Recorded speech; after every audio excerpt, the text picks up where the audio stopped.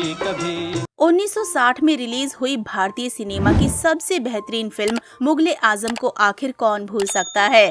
इस फिल्म में मधुबाला ने अनारकली का रोल निभाकर खुद को स्टार बना लिया, लेकिन यही फिल्म एक एक्ट्रेस की बर्बादी का कारण बन गई। वो एक्ट्रेस थी निगार सुल्ताना। निगार ने फिल्म में मुगल दरबार की डांसर बहार का रोल निभाया था, जिन पर फिल्म का मशहूर गाना तेरी महफिल में किस्मत आजमा के फिल्माया गया था। निगार इस कदर खूबसूरत थी कि उनकी खूबसूरती की तुलना मधुबाला और वैजयंती माला जैसी आला दर्जे की एक्ट्रेसेस से होती थी।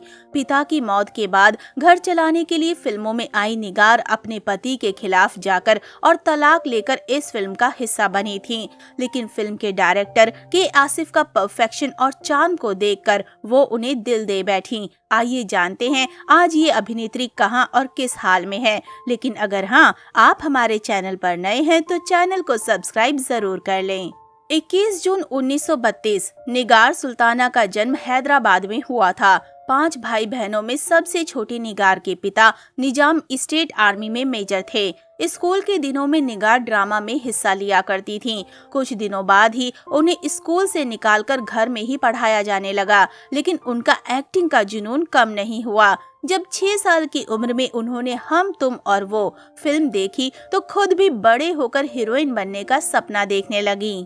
देखने में वे बेहद सुंदर और बेबाक थी। अपनी बातों से हर किसी का ध्यान खींच लिया करती थी। जिंदगी में उथल पुथल तब मच गई जब 10 साल की उम्र में पिता अचानक गुजर गए। पिता के एक दोस्त जगदीश सेठी ने उनके परिवार की आर्थिक मदद करने के लिए निगार को फिल्म रंगभूमि का ऑफर दे दिया, जो वो मोहन भवनानी के साथ बना रहे थे। निगार ऑफर मिलते ही झट से राजी हो गयीं। 1946 में फिल्म रंगभूमि रिलीज हुई। फिल्म तो कोई खास कमाल ना दिखा सकी, लेकिन महज 14 साल की निगार ने अपने हुस्न की बदौलत हर किसी का ध्यान खींच लिया। निगार पर नजरें टिकाने वालों में शोमैन राज कपूर भी शामिल थे, जिन्होंने उन्हें अपनी फिल्म का ऑफर दिया। 1948 में निगार राज कपूर की बतौर निर्देशक और प्रोड्यूसर डेब्यू फिल्म आग में निर्मला के किरदार में नजर आई। फिल्म में राज कपूर, नरगिस और कामिनी कौशल जैसे किरदार होने के बावजूद निगार के किरदार को लोगों ने खूब पसंद किया। ये फिल्म निगार के करियर के लिए टर्निंग पॉइंट साबित हुई और उनकी खूबसूरती की चर्चा फिल्मी गलियारों में शुरू हो गई। आगे उन्हें बाजार, पतंगा, शीश महल, दमन, मिर्जा गालिब जैसी कई बेहतरीन फिल्में मिलीं और फिल्मी दुनिया में निगार की पॉपुलैरिटी बढ़ती चली गई। 50 के दशक तक निगार सुल्ताना फिल्म इंडस्ट्री में पकड़ बना चुकी थीं। इसी बीच उनकी मुलाकात मशहूर निर्देशक और प्रोड्यूसर SM यूसुफ से हुई। चंद मुलाकातों के बाद ही निगार ने उनसे शादी करने का मन बना लिया। करियर की परवाह किए बिना निगार सुल्ताना ने उनसे शादी कर ली। हालांकि हिंदी सिनेमा के इतिहास में दोनों की शादी की तारीख का कहीं जिक्र नहीं मिलता है। शादी के बावजूद निगार की पॉपुलैरिटी और फेम में कोई कमी नहीं आई और उन्हें लगातार सरदार, यहूदी जैसी आला फिल्में मिलती रहीं। निगार सुल्ताना उस जमाने की मशहूर कथक क्वीन सितारा देवी की करीबी दोस्त हुआ करती थीं। सितारा देवी के पति मशहूर फिल्म मेकर के आसिफ 50 के दशक के आखिर में अपनी हिस्टोरिकल ड्रामा फिल्म मुगले आजम की तैयारी कर रहे थे। फिल्म में अनारकली के रोल के लिए नूतन और सुरैया इनकार कर चुकी थीं, जिसके बाद मधुबाला को वो रोल दिया गया। शहजादे सलीम के लीड रोल में दिलीप कुमार चुने जा चुके थे और उनके पिता अकबर के रोल में पृथ्वीराज कपूर और जोधाबाई के रोल के लिए दुर्गा खोटे की कास्टिंग हो चुकी थी। अब के आसिफ को सिर्फ मुगल दरबार की डांसर बहार के रोल के लिए एक सुंदर एक्ट्रेस की तलाश थी।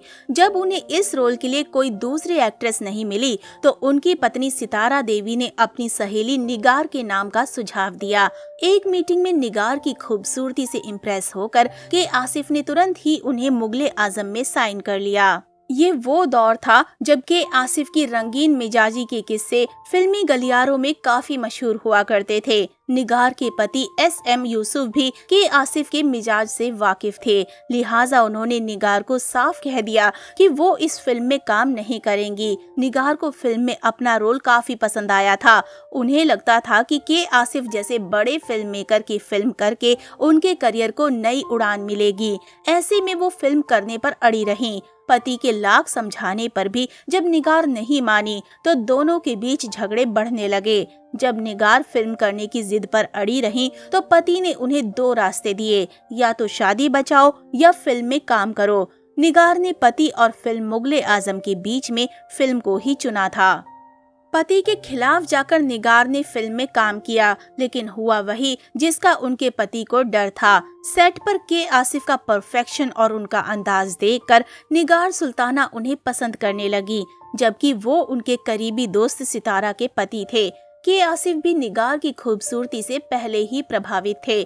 दोनों फिल्म की शूटिंग के समय नजदीक आने लगे, जिससे सितारा देवी बेहद नाराज हो गईं।